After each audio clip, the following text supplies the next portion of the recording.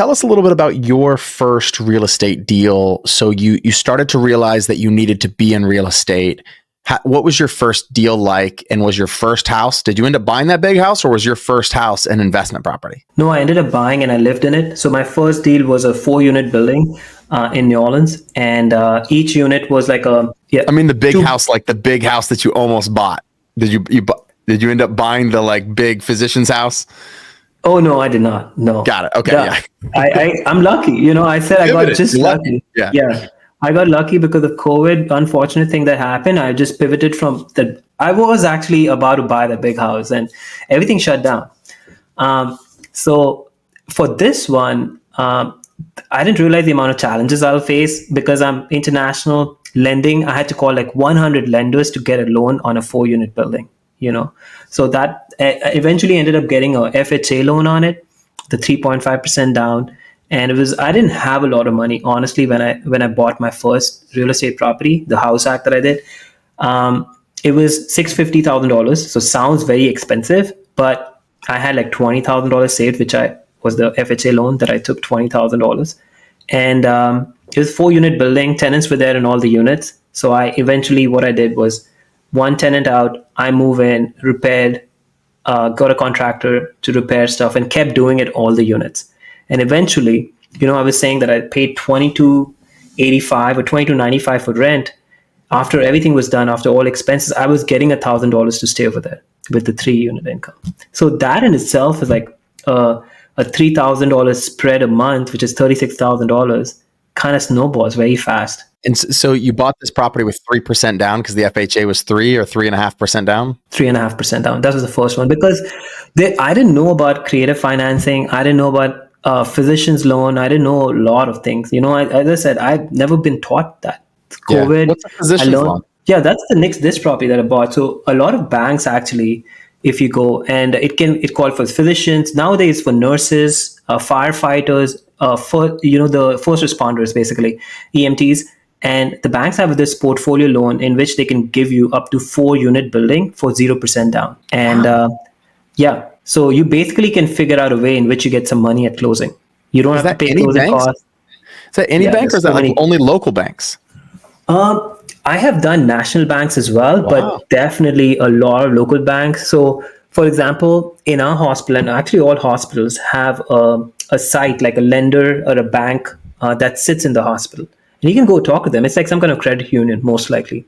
And you can actually talk to them, and they will do the best you can because they know you work over here. That's how you're here. So they already know you're employed.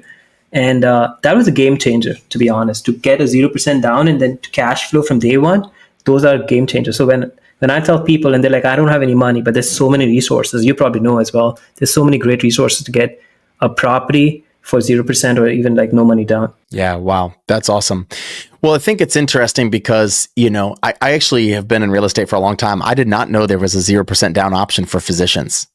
Like these are some of the niches that you only learn by like listening to podcasts and being in places like this. You start to realize like, wow, there's other options available for me. And so, there are like two big things about it, sorry to cut you off. One is like the reason why they have this for physicians is most physicians come out of med school and residency and fellowship, like after training, with an average of $300,000 of loan.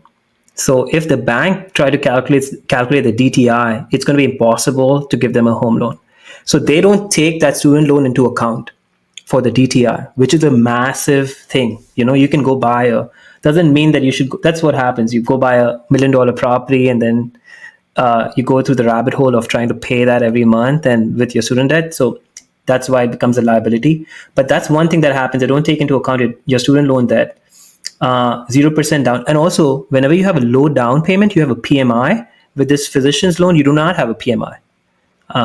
So that saves another 0.9 to 1.2% between that. So that's another good advantage of that. And the interest rates are generally on the lower side as compared to just a conventional loan that you're going to take. I want to circle back around. I want to ask you one more question. Why do you think, and then I want to go into kind of what you did from there. And I want to talk any other details about your first deal and then what you decided to do from there. That's not the deal. That's not the deal you live in now though, right? Or is that the deal? No, I moved into another one. Okay. You moved into this one. So I want to talk about this one that you're in now. And I think what's really interesting is that I do a lot of these homes where there's room rentals, right? Where you live in, and I did this, when I first got my portfolio going, I live in one room and I rent out all the rest of the rooms. But you've done that with multifamily buildings though, basically, right? Because the first building was a 4-unit. So you didn't have to live with anybody. You still had your own space, and you were able to rent out these other places and still make money every month, which is really, really powerful. But I want to ask you, why do you think that so many physicians, and why do you think the medical profession is so bought in on the income versus wealth, mentality, right? I feel like the medical profession is all about, hey, how much income can I produce, without understanding how wealth is built. And I'm curious what you think about the difference between income and wealth and how you think about that. Yeah, great question. So I think one, they don't get any education on it. We go through 12 years of med school, and there's so much delayed gratification in it. You are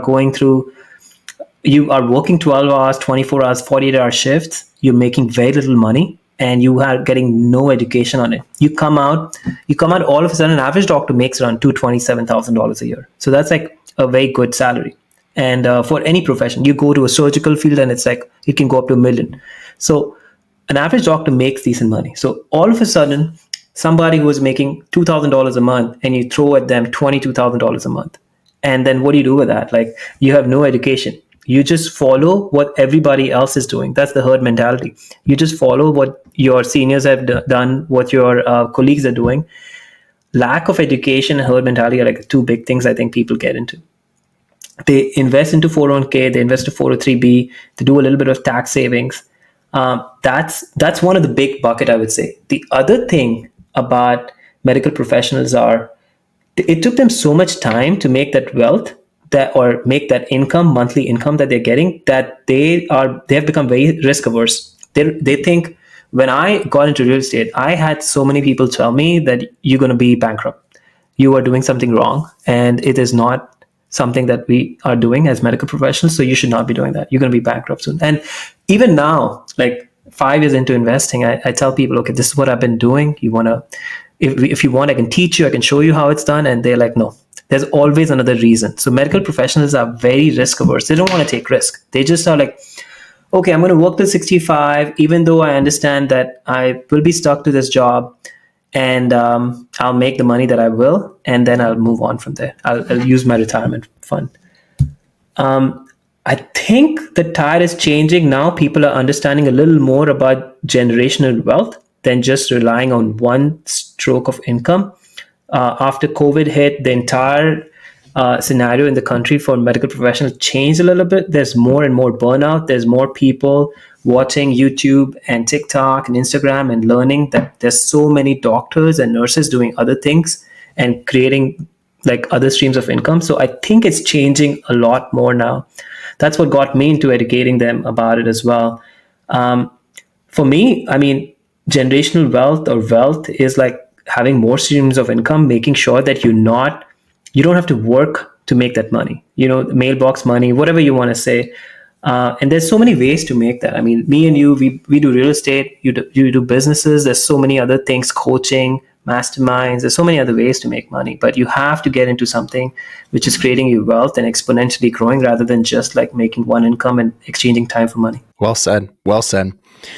So tell us a little bit about, you went from that property, and then tell us a little bit about your second kind of hack, your house hack. Yeah, my second hack was in 2023. In between, I bought multiple properties. So what the first house hack allowed me to do is that save that $36,000 with my income coming in. I was not living like I was spending a lot of money on food, car, housing. I was not doing those things like a lot of doctors do. So I saved a lot of money. So I bought an STR, I bought multiple other properties. And then I bought this house hack last year. This is a 3-unit building. And I live in the upstairs big unit, and the downstairs there are 2 units. So one is a long-term tenant, the other one is a mid-term tenant. So last year, the market was crazy in terms of the interest rates. So my first house hack, I had a 3% interest rate, so it would cash flow easier. This one would not cash flow. So my goal overall was to live for free, not to get into that lifestyle creep now that I have more wealth, more income coming in from other properties. So overall goal was my mortgage is 5,000 over here. My mortgage expenses. How can I get it down to zero?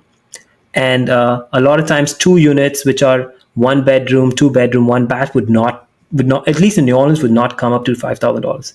So what I did was I had one unit which was a long-term tenant, and I didn't improve, didn't touch, didn't spend any money on it. That increased the rent 1,550, and the other one with a midterm rental in which you have corporate rentals. You have corporate guys coming in and staying there for months, and they pay double of that. So they pay around 2,800. So I'm still paying a little bit to live over here. Like I'm paying $500 to live in a 2,500 square foot house, which is way better than paying $5,000 if I didn't do that. Yeah, that's powerful.